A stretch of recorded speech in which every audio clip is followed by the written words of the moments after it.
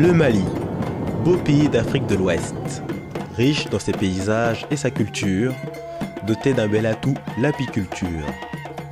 J'aime ma banlieue poursuit ses actions humanitaires en se mobilisant pour la relance économique du miel au village de Kolé, à 50 km au nord de Bamako. Ce projet, coordonné par les stagiaires de l'opération Un œil sur la caméra, un autre sur les quartiers, vise à former 8 autochtones au métier de l'apiculture. Le projet miel, la retombée du projet miel pour l'école du village, ça permet d'achever certains travaux qu'ils ont déjà entrepris, notamment la construction de ces 3 salles de classe inachevées. Et aussi, ça peut permettre aussi de faire la clôture de l'école. L'école est à découvert et à la merci des passagers, des animaux et de tout. Ils ne sont pas en sécurité, les enfants.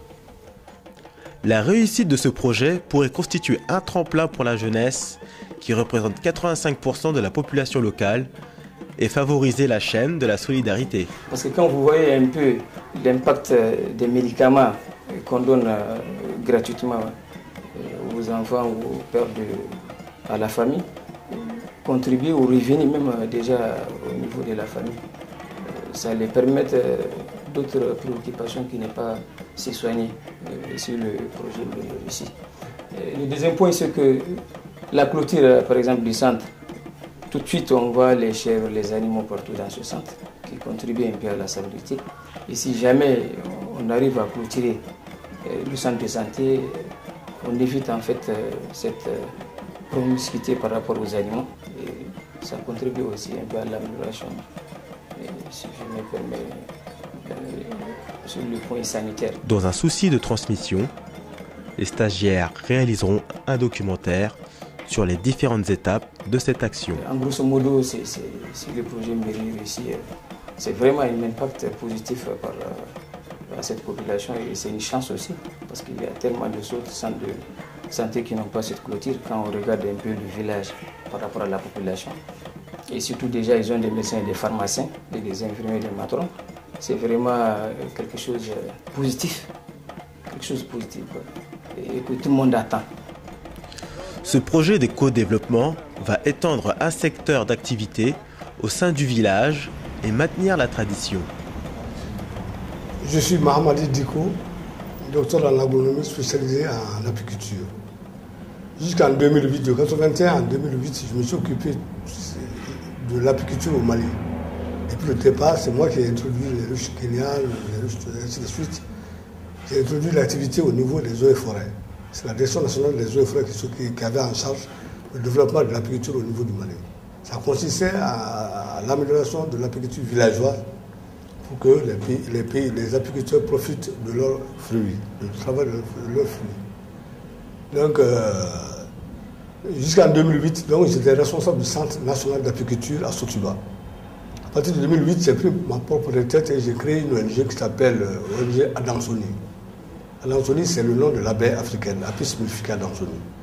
Ceci indique que je ne fais que l'apiculture. Donc, depuis la création de l'association, la mise en place du projet, la formation des apiculteurs, leur équipement individuel, à savoir la ruche, la combinaison, les gants, les bottes, l'enfumoir, les lèvres-cadres,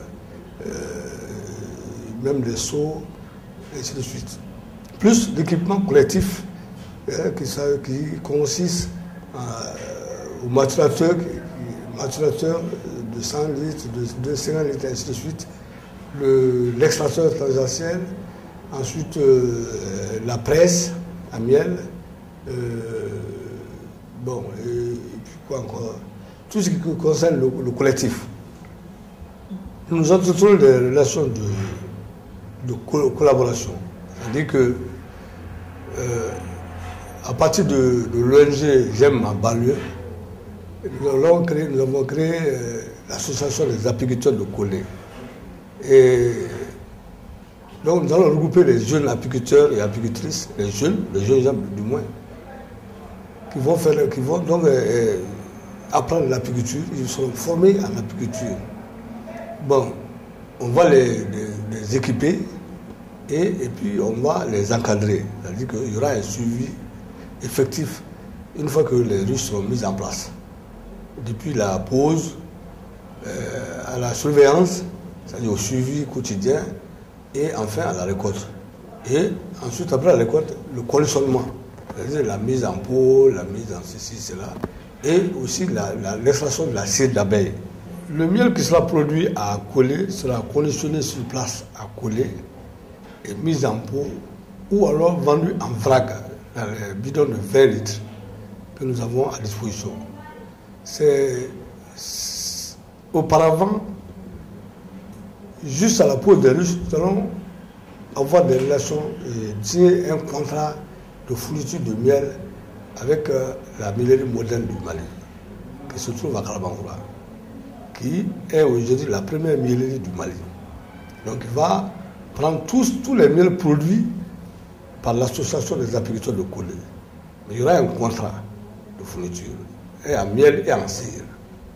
Ça, c'est sans problème. Alors, pensez-vous que la production du miel constitue une manne financière importante pour le développement économique du village? Bien sûr, parce que le miel produit dans les ruches est amélioré. Le litre, c'est 2000 francs le litre. Aucun autre produit sur place n'a 2000 francs. Ni le coton, ni le mil, ni le riz.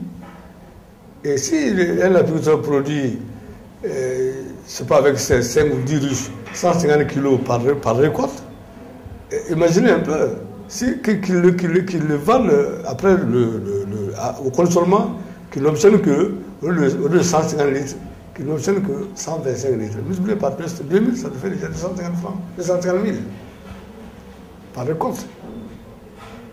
Il n'y a aucun produit au Mali qui puisse avoir 250 000 francs par récolte. Il n'y en a pas. Donc, non seulement pour le paysan lui-même, ça va le développer, mais aussi pour le village.